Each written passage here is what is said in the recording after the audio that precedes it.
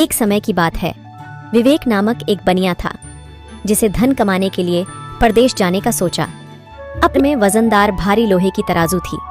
उसे महाजन के पास धरोहर रखकर वह परदेश चला गया। जब वह वापस आया और महाजन से अपनी धरोहर मांगी तो महाजन ने बताया कि उसकी तराजू चूहे खा गए।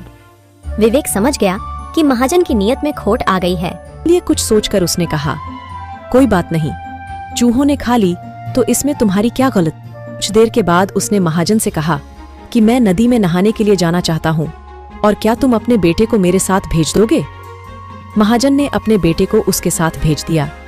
विवेक ने महाजन के बेटे को कुछ दूर एक गुफा में कैद कर दिया।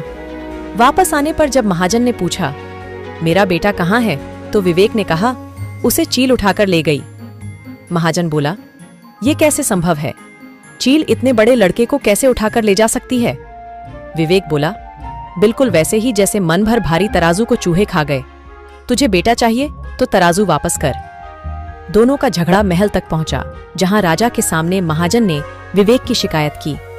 राजा ने विवेक को लड़का लौटाने को कहा तो विवेक ने उसे भी चील के उठा ले जाने की बात बताई।